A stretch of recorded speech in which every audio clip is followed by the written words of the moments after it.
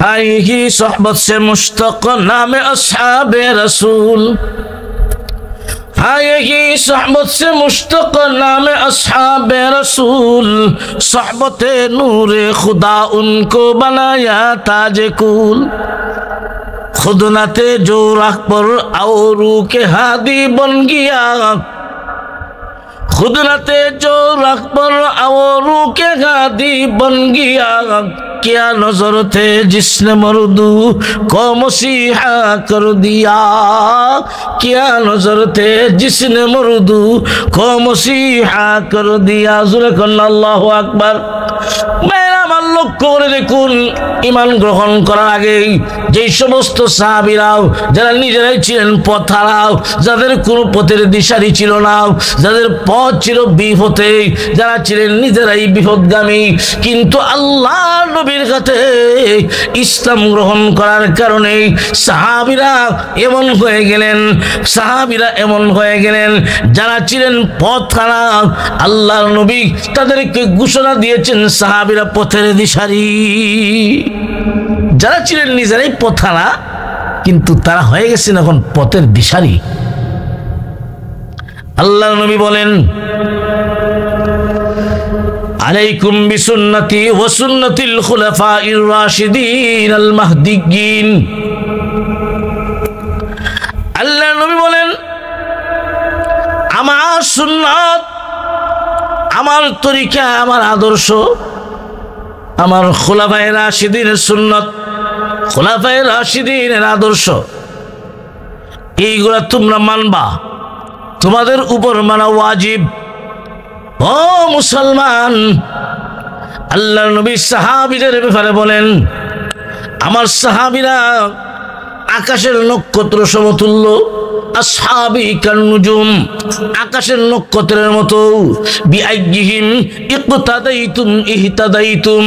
যদি আমার কোন উম্মত আমার কোন একজন সাহাবীকে অনুসরণ করে, আমার কোন সাহাবীর জীবন ফলো করে, নিজের জীবন বাস্তবায়ন করতে পারে, বিআইয়িহিম ইকতাদাইতুম ইহতাদাইতুম, আল্লাহর নবী বলেন যে আমার সাহাবীকে মানবে, অনুসরণ করবে, ওই লোকটাই হেদায়েত প্রাপ্ত হবে।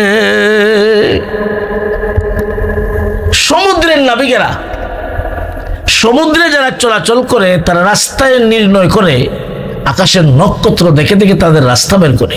আল্লাহ রসুল বলেন, আমার সাহাবীরা আকাশের নক্ষত্রের মতো। সমুদ্রের নাবিকেরা নক্ষত্র দেখে দেখে যেমন রাস্তা নির্ণয় করে, আমার কোন উম্মত যদি আমার কোন সাহাবীকে অনুসরণ করে জান্নাতের রাস্তা নির্ণয় করতে পারবে। সুবহানাল্লাহ। যারা নিজেরাই ছিলেন পথহারা, কিন্তু সাহাবীরা ঈমান গ্রহণ কইরা ঈমানের উপরে মেহনত করার কারণে তাদের দাম বাড়ছে না, কমছে। এমন ভাবে বেড়ে গেল, বিলাল হাবশি গোলাম, কিন্তু ওনার মর্যাদাও এমন বেড়ে গেল। আল্লাহু আকবার। হযরত বেলাল ছিলেন, আল্লাহ রসুল যখন হিজরত করে মদিনায় গেলেন, হযরত বেলাল হাবশি ছিলেন নবীজির মসজিদে নববীর মুয়াজ্জিন। জোরে বলেন আল্লাহু আকবার। ऐ मर्द खुदा तुझको कुव्वत नहीं हासिल, जा बैठ के सीगार में अल्लाह को कर याद। ए सच है कि बातिल के तरफदार नहीं हम, गद्दार न समझो हमें गद्दार नहीं हम। फूलों की तरह नर्म मिजाज अपना ही नजर, हम तीर नहीं नेज़ा वो तलवार नहीं हम तीर नहीं नेज़ा वो तलवार नहीं हम। ज़ोरे कौन अल्लाहु আকবার। ভাইরা আমার, আমি যেই কথাটা বলতেছিলাম, ইসলামের প্রাথমিক যুগে সাহাবায়ে কেরাম ঈমান গ্রহণ করার জন্যে বেঈমান কাফেরদের পক্ষ থেকে এমন নির্যাতনের শিকার হয়েছেন, পৃথিবীর ইতিহাস সাক্ষী। সাহাবায়ে কেরামের অপরাধ ছিল একটাই, লা ইলাহা ইল্লাল্লাহু মুহাম্মাদুর রাসূলুল্লাহ। এই কালেমা অন্তরে বিশ্বাস করে মুখে স্বীকার করে ইহার উপর আমল করতেছেন। বিশ্ব ভূমণ্ডলের মালিক একজন, তিনি হলেন আল্লাহ। নতুন ধর্মের প্রবর্তক, আল্লাহর মনোনীত ধর্মের প্রবর্তক মুহাম্মদুর রাসূলুল্লাহ সাল্লাল্লাহু আলাইহি ওয়াসাল্লাম আরবের জমিনে যখন কালেমার দাওয়াত দেন, সমাজের দুর্বল অসহায় মানুষগুলা নবীজির দাওয়াত গ্রহণ করে কালেমা পাঠ করে মুসলমান হয়ে যায়। দিন দিন যখন মানুষ ইসলাম গ্রহণ করে, বেঈমান কাফেররা নির্যাতনের স্টিম রোলার চালিয়ে দেয়। দুর্বল সাহাবী যারা, হযরত বেলাল হাবশী রাদিয়াল্লাহু তাআলা আনহু, খাব্বাব রাদিয়াল্লাহু তাআলা আনহু, আম্মার ইবনে ইয়াসির রাদিয়াল্লাহু তাআলা আনহু, এমন সাহাবীদের উপর নির্যাতনের স্টিম রোলার চালিয়ে দিয়েছিল। আরবের উত্তপ্ত বালুর মাঝে কাপড় খুইলা এইভাবে তাদেরকে শোয়ায় রাখতো, বুকের উপর পাথর চাপা দিয়া। আম্মার ইবনে ইয়াসির রাদিয়াল্লাহু তাআলা আনহু একদিন লোহার পোশাক পরায়া জ্বলন্ত আংরার উপরে যখন রেখে দেয়, আল্লাহর নবী পাশ দিয়া যাচ্ছিলেন। আম্মার ইবনে ইয়াসির বলেন, ইয়া রাসূলুল্লাহ, ইয়া হাবিবাল্লাহ, আল্লাহর নবী গো, আপনারা বলেছেন আল্লাহ সাহায্য করবেন, আর কোন দিন করবেন? ওগো নবীজি, বেঈমান কাফিরের নির্যাতনে আমাদের জীবন শেষ হয়ে যাচ্ছে। আপনারা বলেছেন আল্লাহ সাহায্য করবেন, আর কোন দিন করবেন গো? আল্লাহর নবী সান্ত্বনা দেন, রে আম্মার ইবনে ইয়াসির, আল্লাহ সাহায্য করবেন, এর মাঝে বিন্দু পরিমাণ কোনো সন্দেহ নাই। হে আম্মার ইবনে ইয়াসির, আল্লাহ সাহায্য করবেন, এর মাঝে বিন্দু পরিমাণ কোনো সন্দেহ নাই। কিন্তু শুনে রাখো, আল্লাহর সাহায্য আসার আগে আগে যদি তোমাদের মরণ হয়, আমি মুহাম্মদ ঘোষণা দিলাম আল্লাহর তৈরি জান্নাত তোমাদের জন্য ওয়াজিব হয়ে যাবে। মুসলমান ভাইয়েরা আমার, ইসলামের প্রাথমিক যুগে ঈমান গ্রহণ করার অপরাধে বেঈমান কাফেররা সাহাবীদের উপর নির্যাতনের স্টিম রোলার চালিয়ে দিয়েছিল।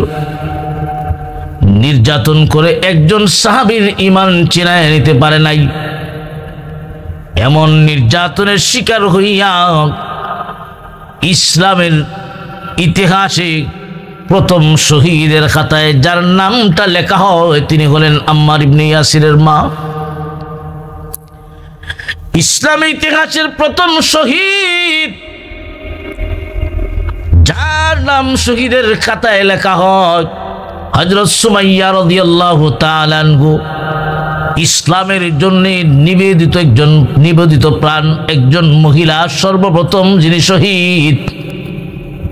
আল্লাহর দুশমন আবু জাহেল হযরত সুমাইয়া রাদিয়াল্লাহু তাআলা আনহুর লজ্জাস্থানে বর্ষা মেরে ওনাকে দুনিয়া থেকে বিদায় করে দেয়। ভাইরা আমার, লক্ষ্য করে দেখুন, আল্লাহ নবী এই মক্কাতে কালেমার দাওয়াত যখন শুরু করেছেন, ইসলাম গ্রহণ করার বেলায়ও একজন মহিলা, একজন নারী। পৃথিবীর ইতিহাসে মহিলাদের মাঝে সর্বপ্রথম কালেমা পাঠ করেছেন নবীজির সহধর্মিনী আম্মা জান খাদিজাতুল কুবরা রাদিয়াল্লাহু তাআলা আনহা। ঈমান গ্রহণ করার ব্যাপারে সর্বপ্রথম একজন নারী, আর ঈমানের উপর টিকে থাকতে গিয়া নির্যাতনের শিকার হইয়া সর্বপ্রথম যিনি শাহাদত বরণ করেছেন, তিনি হলেন একজন নারী, হযরত সুমাইয়া রাদিয়াল্লাহু তাআলা আনহা। ভাইরা আমার, এই দ্বীনের জন্য, ইসলামের জন্য শুধু পুরুষরাই কুরবানি দেয় নাই, এই উম্মতের নারীগণও দ্বীনের জন্য কুরবানি দিয়েছেন। নারীরা সর্বপ্রথম ইসলাম গ্রহণকারী হলেন একজন নারী, সর্বপ্রথম শহীদ হলেন একজন নারী, হযরত সুমাইয়া। লক্ষ্য করে দেখুন, এই ঈমান গ্রহণ করার অপরাধী সাহাবায়ে কেরাম নির্যাতিত। শুধু সাহাবীরা নন, আল্লাহর নবী পর্যন্ত নির্যাতিত। অপরাধ একটাই, বাপদাদার ধর্ম বাদ দিয়া মূর্তির বিরুদ্ধে কথা বলেন, লা ইলাহা ইল্লাল্লাহর দাওয়াত দেন। নবীর সাহাবী হযরত বেলাল হাবশী রাদিয়াল্লাহু তাআলা আনহুর নির্যাতন এমন নির্যাতন ছিল। সাহাবায়ে কেরামের মাঝে হযরত বেলাল ছিলেন খুবই গরিব মানুষ, গোলাম, যার বাবাও ছিলেন গোলাম। উমাইয়া ইবনে খলফের গোলাম ছিলেন হযরত বেলাল। আর গোলাম তো তার মালিকের অধীনে, গোলামের উপর নির্যাতন করাটা খুব সহজ। বেলালের মতো কালো সাহাবী ঈমান গ্রহণ করার অপরাধী উমাইয়া ইবনে খলফ যখন বেলালের উপর নির্যাতন করে, রে বেলাল, মুহাম্মদের ধর্ম গ্রহণ করেছো, এখনো সময় আছে, বাদ দাও। হযরত বেলাল শুধু এই কথাটাই বলেন, আল্লাহু আহাদ, আল্লাহু আহাদ। উত্তপ্ত মরুভূমির মাঝে উলঙ্গ করে শুয়ে দিত, বুকের উপর পাথর চাপা দিয়া শুয়ে দিত। হযরত বেলাল শুধু এই কথাটাই বলতেন, আল্লাহু আহাদ, আল্লাহু আহাদ। বেঈমান কাফেররা বেতার আঘাত করত, কিন্তু বিলালের জবান দিয়ে আল্লাহর নাম বন্ধ হয় নাই। একদিন আবু বকর সিদ্দিক রাদিয়াল্লাহু তাআলা আনহু, বিলাল রাদিয়াল্লাহু তাআলা আনহু নির্যাতন হয়, ওই সময় পাশ দিয়া যাচ্ছিলেন। আবু বকর সিদ্দিক বলেন, রে বেলাল, বেঈমান কাফেররা যখন তোমাকে নির্যাতন করে, আর তুমি যে আল্লাহু আহাদ, আল্লাহু আহাদ এই শব্দটা বলো, বেঈমান কাফেররা তোমাকে নির্যাতনের মাত্রা আরো বাড়ায়া দেয়। সুতরাং আল্লাহ তো এমন এক সত্তা, যাকে আস্তে আস্তে মনে মনে ডাকলেও উনি শুনেন, জোরে জোরে ডাকলেও শুনেন। হ্যাঁ বেলাল, আমি তোমাকে পরামর্শ দেই, তারা যখন নির্যাতন করবে, তুমি তখন আল্লাহু আহাদ, আল্লাহু আহাদ এই শব্দটা আস্তে বলবা, তাহলে নির্যাতনের মাত্রা বাড়াইবে না। হযরত বেলাল রাদিয়াল্লাহু তাআলা আনহু বলেন, ঠিক আছে। এইভাবে আবার পরের দিন যখন বেলাল হাবশী রাদিয়াল্লাহু তাআলা আনহুর উপর নির্যাতন শুরু হলো, রে বেলাল, এখনো সময় আছে, মুহাম্মদের ধর্ম বাদ দে, আর না হয় এইভাবেই তোমার জীবন শেষ করে দেওয়া হবে। ওই দিনও হযরত বেলাল আল্লাহু আহাদ, আল্লাহু আহাদ উচ্চারণ করেন। আবু বকর সিদ্দিক ওই দিনও যান। আবু বকর সিদ্দিক রাদিয়াল্লাহু তাআলা আনহু বেলাল হাবশী রাদিয়াল্লাহু তাআলা আনহুর কানের কাছে এসে বলেন, বেলাল রে, আমি না বলেছি তারা যখন তোমাকে নির্যাতন করবে, তুমি আল্লাহু আহাদ, আল্লাহু আহাদ এই শব্দটা তুমি আস্তে বলবা, তুমি জোরে বলে কেন? হযরত বেলাল বলেন, ও ভাই আবু বকর, বেঈমান কাফেররা যখন আমাকে নির্যাতন করে, আর আমি যে আল্লাহর নামটা উচ্চারণ করি, আল্লাহু আহাদ, আল্লাহু আহাদ উচ্চারণ করি, বেঈমান কাফেররা নির্যাতন করে, আর আমি আল্লাহু আহাদ, আল্লাহু আহাদ উচ্চারণ করি, আমার কাছে এত মজা লাগে, বেঈমান কাফেরের নির্যাতন আর টার পাই না। সুবহানাল্লাহ। ও মুসলমান ভাইরা আমার, উনি ছিলেন একজন গোলামের পুত্র, গোলাম, কিন্তু বিশ্ব নবীর হাতে কালেমা পাঠ করে ঈমান গ্রহণ করার কারণে বিলাল হাবশীর দাম কেমন হয়ে গেল। আজও পর্যন্ত মক্কা মদিনার মানুষ বেলাল হাবশীর নামটা উচ্চারণ করতে গিয়ে বলে, সাইয়্যিদিনা বেলাল। ভাইয়ের আমার, বিলালের দাম কেমন হয়ে গেল। যিনি ছিলেন গোলাম, কিন্তু ওনার মর্যাদা কেমন? ইমানের পিছনে যে যত বেশি মেহনত করবে মহান আল্লাহ তার মর্যাদা তত বাড়াইয়া দিবেন। এই পৃথিবীতে যত বস্তু আছে সকল বস্তু দুই ভাগে বিভক্ত। কয় ভাগ? দুই ভাগ।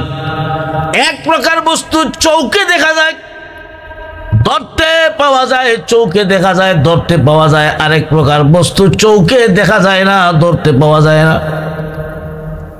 চৌকে দেখা যায়, মনে করেন মাটি, মাটি আমরা চৌকে দেখি। ওই মাটির পিছনে যদি কোনো কারিগর মেহনত করে, মেহনত করতে করতে 12 টাকা দামের একটা ইট বানাইছে, মাটির দাম বাড়ছে। কিন্তু যে কারিগর মেহনত করে বানাইলো তার দাম মোটেও বাড়ে না। ঠিক না বেঠিক?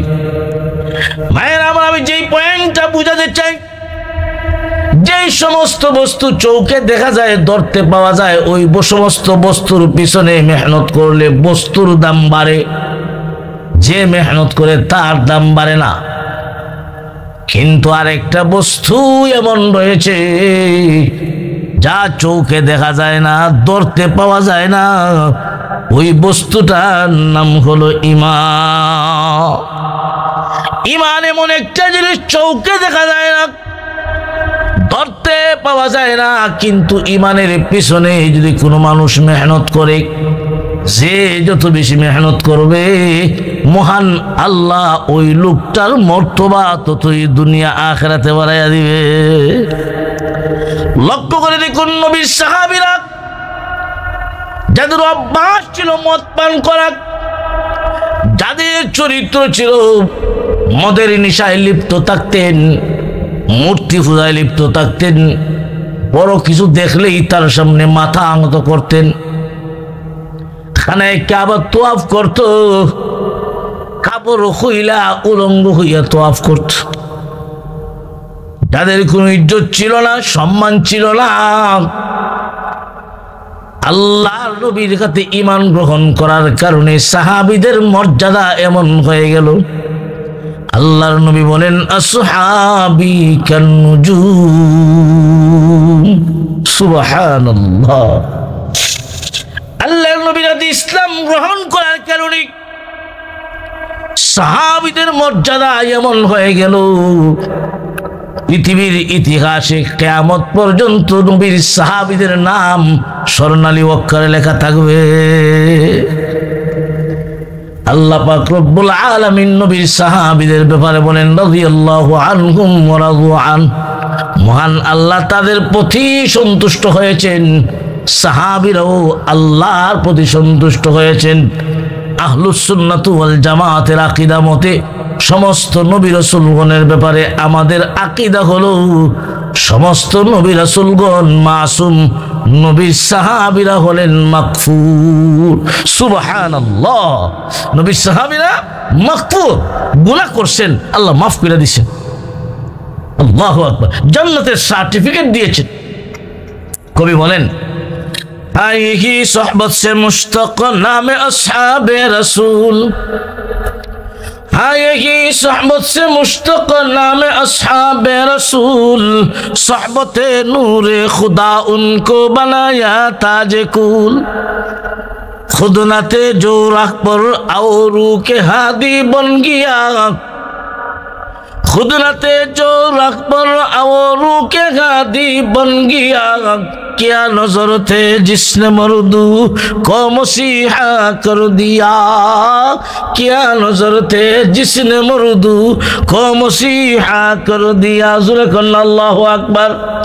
মেরা আমার লক্ষ্য করে দেখুন, ঈমান গ্রহণ করার আগে যেই সমস্ত সাহাবীরাও যারা নিজেরাই ছিলেন পথহারাও, যাদের কোনো পথের দিশারি ছিল না, যাদের পথ ছিল বিপথে, যারা ছিলেন নিজেরাই বিপদগামী, কিন্তু আল্লাহ নবীর কাছে ইসলাম গ্রহণ করার কারণে সাহাবীরা এমন হয়ে গেলেন, সাহাবীরা এমন হয়ে গেলেন যারা ছিলেন পথহারা, আল্লাহর নবী তাদেরকে ঘোষণা দিয়েছেন সাহাবীরা পথের দিশারি।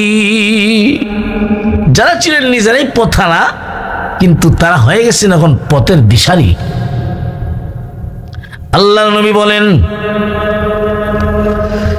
আলাইকুম বিসুন্নতি ওয়া সুন্নাতিল খুলাফাইর রাশিদিন আল মাহদিয়্যিন।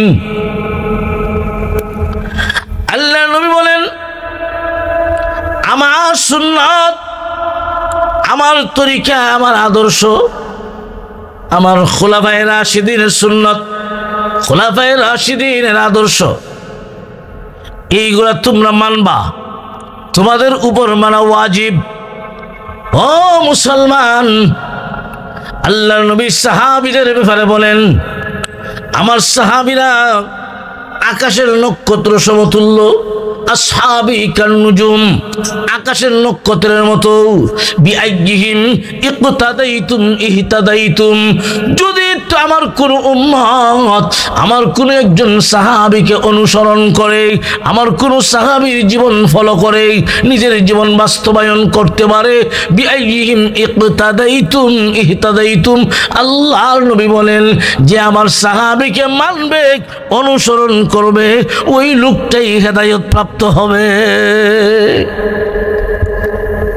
সমুদ্রের নাবিকেরা, সমুদ্রে যারা চলাচল করে, তারা রাস্তায় নির্ণয় করে আকাশের নক্ষত্র দেখে দেখে তাদের রাস্তা বের করে। আল্লাহ রসুল বলেন, আমার সাহাবীরা আকাশের নক্ষত্রের মতো, সমুদ্রের নাবিকেরা নক্ষত্র দেখে দেখে যেমন রাস্তা নির্ণয় করে, আমার কোন উম্মত যদি আমার কোন সাহাবীকে অনুসরণ করে জান্নাতের রাস্তা নির্ণয় করতে পারবে। সুবহানাল্লাহ। যারা নিজেরাই ছিলেন পথহারা, কিন্তু সাহাবীরা ঈমান গ্রহণ কইরা ঈমানের উপরে মেহনত করার কারণে তাদের দাম বাড়ছে না, কমছে। এমন ভাবে বেড়ে গেল, বিলাল হাবশি গোলাম, কিন্তু ওনার মর্যাদা এমন বেড়ে গেল। আল্লাহু আকবার। হযরত বেলাল ছিলেন, আল্লাহ রসুল যখন হিজরত করে মদিনায় গেলেন, হযরত বেলাল হাবশি ছিলেন নবীজির মসজিদে নববীর মুয়াজ্জিন। জোরে কন্না আল্লাহু আকবার। হযরত বেলাল হাবশি রাদিয়াল্লাহু তাআলা আনহু মদিনার মসজিদে আযান দিতেন। বেলাল হাবশির জিহ্বার আগা ছিল না, উনি আযান দিতেন, আশহাদু উচ্চারণ করতে পারতেন না, উনি আশহাদু উচ্চারণ করতেন। যে সমস্ত মানুষের জিহ্বার আগা নাই, উনি শিন তালিবস্য উচ্চারণ করতে পারবে না। পরীক্ষা করে দেখেন, বেলাল হাবশির জিহ্বার আগা নাই, উনি আযান দিতেন, আশহাদু উচ্চারণ করতে পারতেন না, উনি আশহাদু উচ্চারণ করতেন। বেঈমান কাফেররা বেলাল হাবশির আযান শুনে ফিরি শেষ করত। যে মদিনার মসজিদের নবীর মসজিদের এমন একজন মুয়াজ্জিন যার আজানটাও শুদ্ধ হয় না, এমন একজন মানুষকে মুহাম্মদ মুয়াজ্জিন নিযুক্ত করলো যার আজান সহি না, মুসলমানকে দেইখা বেঈমান কাফেররা ক্রিটিসাইজ করে, হাসি তামাশা করে। এমনি সাহাবায়ে কেরাম বিশ্ব নবীর কাছে এই সমস্ত ঘটনা শোনায়া দিলেন, নবী গো, বেলালের আজান শুই না বেঈমান কাফেররা আমাদেরকে নিয়ে ক্রিটিসাইজ করে, আমাদেরকে নিয়ে হাসি ঠাট্টা করে। মুহাম্মদ এমন একজন মুয়াজ্জিন নিযুক্ত করলো যার আজানটা বড় সহি না। সাহাবীরা পরামর্শ দিলেন, নবী গো, বেলালকে বাদ দিয়া নতুন আরেকজন মুয়াজ্জিন নিযুক্ত করুন যার আজান বড় সুন্দর।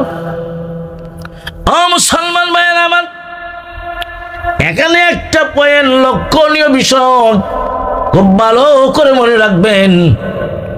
সাহাবীরা পরামর্শ দিয়েছেন, নবীজি সাহাবীদের পরামর্শ গ্রহণ কইরা বিলালকে আপাতত বাদ দিয়া নতুন আরেকজন মুয়াজ্জিন নিযুক্ত করলেন মদিনার মসজিদে। যে মুয়াজ্জিন সাহেবের আজান বড় সুন্দর, আজান বড় সহি শুদ্ধ, যার গলার কণ্ঠ বড় উঁচু ছিল। ফজরের নামাজ, ফজরের আজান দিলেন মুয়াজ্জিন সাহেব, ফজরের আজান এত সুন্দর করে আজান দিলেন, আজানের আওয়াজ অনেক দূর পর্যন্ত পৌঁছে গেল। ওই দিন মসজিদের নববীতে মুসল্লির অভাব নাই, ভরপুর। নামাজ শেষ, ফজরের নামাজ শেষ, সাহাবায়ে কেরাম মসজিদ থেকে বের হয়ে গেলেন। আল্লাহর নবীও মসজিদ থেকে বের হবেন, এমনি শোনা যায় জিব্রাইল আসার ঘন্টা বাজে।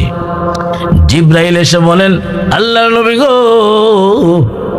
আজকে কি মসজিদে নববীতে ফজরের আজান হয় নাই? সুবহানাল্লাহ, আজান হইছে না? এমন আজান, এত সুন্দর আজান যে আজানের আওয়াজ অনেক দূর পর্যন্ত পৌঁছে গিয়েছিল। কিন্তু জিব্রাইল প্রশ্ন করেন, আজকে কি মসজিদে নববীতে ফজরের আজান হয় নাই?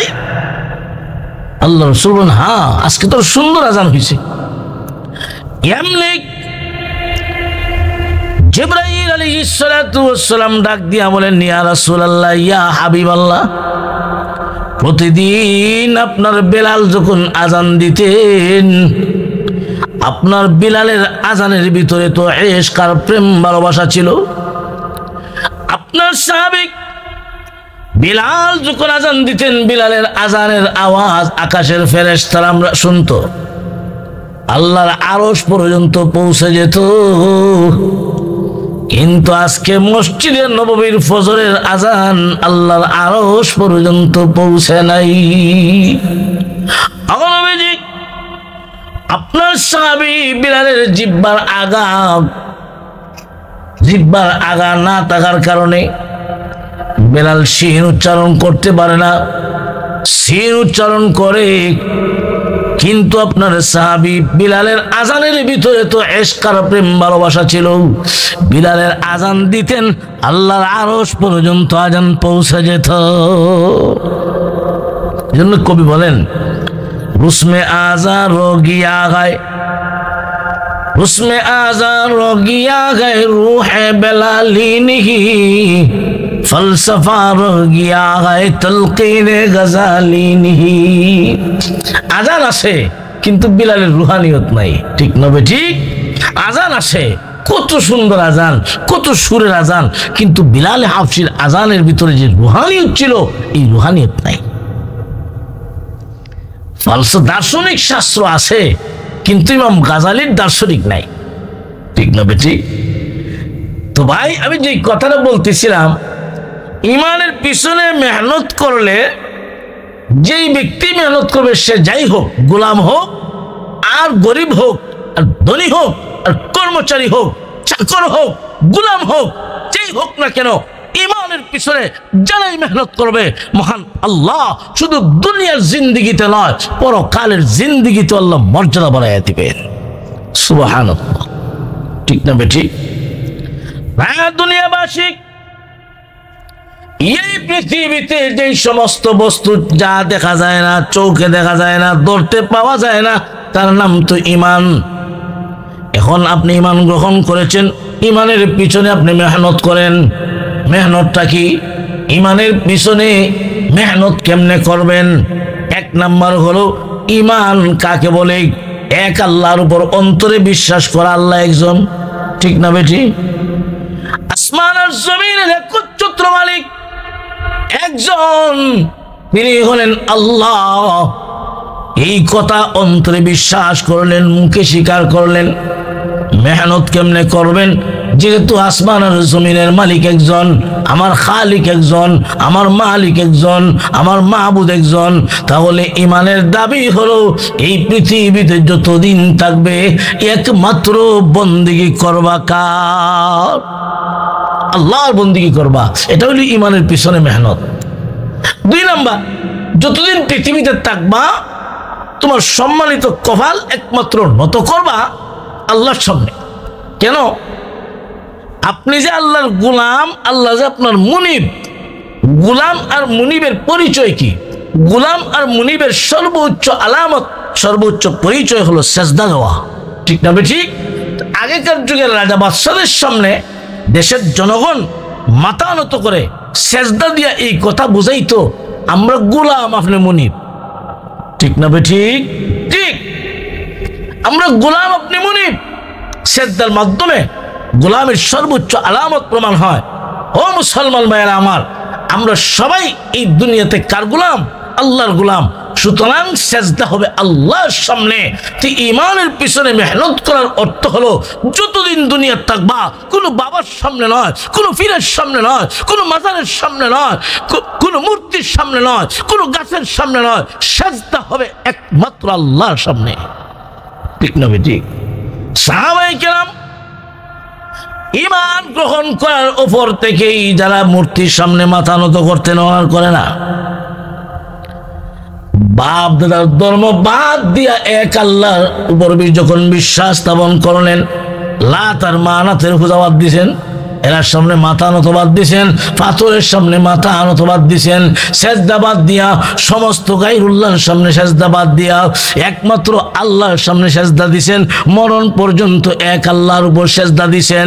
ইমানের পিছনে মেহনত করার অর্থ হলো যতদিন তুমি দুনিয়ায় থাকবা আল্লাহ ছাড়া কোনো গায়রুল্লাহর সামনে মাথা নত করতে পারবা না, মাথা নত করা যাবে না, সেজদা দিতে পারবা না। এমনভাবে যদি দুনিয়ার জীবনটা কাটাইতে পারো আর যতদিন দুনিয়ায় থাকবা আল্লাহর বন্দেগী করে যাইবা, ও মুসলমান ইমানদার, এমন ভাবে যদি মেহনত করতে পারো মহান আল্লাহ তোমার মর্তবা শুধু দুনিয়াত নয় পরকালেও মহান আল্লাহ তোমাকে সম্মান দিবে। সুবহানাল্লাহ। আল্লাহ আমাদের সবাইকে এই দুনিয়ায় যতদিন রাখেন ঈমানের উপর মেহনত করার তৌফিক যেন দান করেন, মরণ পর্যন্ত যেন ঈমানের উপর থাকতে পারি আল্লাহ তৌফিক দান করুন। আমিন। ওয়া আখিরু দাওয়ানা আলহামদুলিল্লাহি রাব্বিল আলামিন।